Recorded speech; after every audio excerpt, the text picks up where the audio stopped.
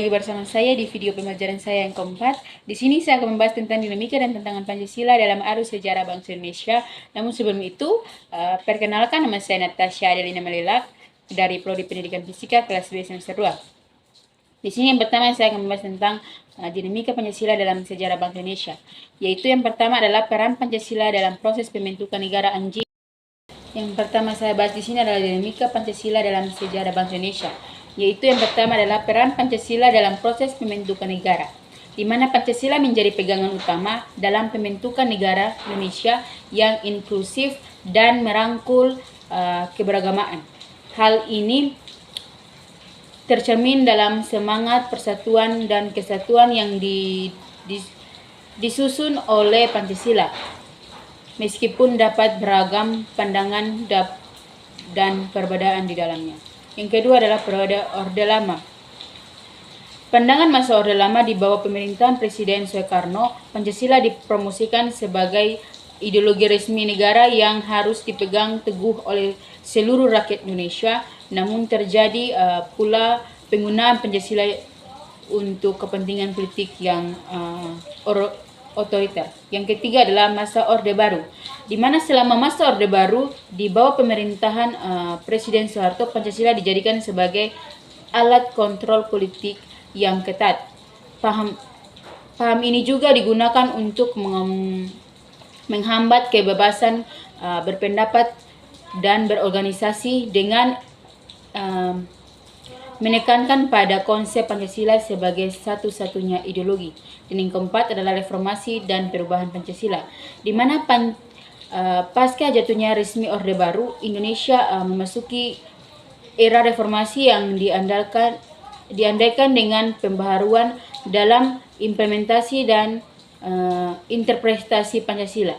Pancasila kembali dilihat sebagai landasan negara yang inklusif yang menempatkan demokrasi, supremasi hukum dan hak asasi manusia sebagai nilai-nilai inti. Yang kedua adalah tantangan Pancasila dalam arus sejarah bangsa Indonesia, yaitu yang pertama adalah korupsi dan ketimpangan, yang kedua adalah pluralitas budaya, yang ketiga adalah perubahan sosial dan teknologi.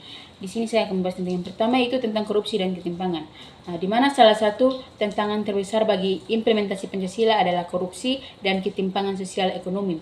Di mana korupsi akan merusak prinsip-prinsip keadilan sosial dalam pemerintahan yang bersih, sementara ketimpangan akan menyebabkan kesenjangan dalam akses terhadap kesempatan dan sumber daya. Yang kedua adalah pluralitas budaya, di mana Indonesia sebagai negara dengan keberagaman budaya, agama, dan etnis menghadapi tantangan dalam menjaga persatuan di tengah perbedaan tersebut. Pancasila diuji dalam konteks pluralitas budaya, di mana tentang integrasi dan urbanisasi menjadi relevan. Dan yang ketiga adalah perubahan sosial dan teknologi, di mana perubahan sosial dan teknologi termasuk globalisasi dan perkembangan teknologi informasi juga mempengaruhi cara masyarakat memahami dan menerapkan nilai-nilai pendidikan Pancasila. Tantangan membutuhkan adaptasi nilai-nilai Pancasila agar tetap relevan dalam konteks zaman yang terus berubah. Baik, di sini saya akan menambahkan sedikit tentang asal mula Pancasila, yaitu yang pertama adalah causa materialis. Yang dimaksud di sini adalah nilai kebiasaan atau nilai kebudayaan, adat istiadat, agama yang menjadi dasar penyusunan Pancasila, atau Pancasila berasal dari pandangan bangsa dan hidup kepribadian.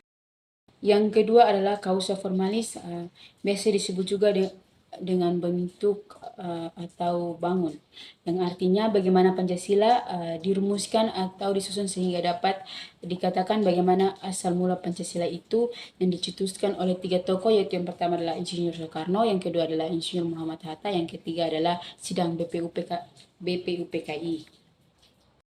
Yang ketiga adalah causa efisien, atau disebut juga asal mula atau karya, yang artinya bagaimana Pancasila dijadikan dasar filsafat negara, yang dihubungkan dengan PPKI menjadi asal filsafat negara. Yang keempat adalah causa finalis atau asal mula tujuan Pancasila sebagai dasar negara. Yang keempat adalah causa finalis atau asal mula tujuan. Tujuan Pancasila sebagai dasar negara itu terdapat dalam Undang-Undang Dasar Negara Republik Indonesia 1945 pada alinea yang keempat. Terima kasih video pembelajaran keempat dari saya. Sekian dan terima kasih.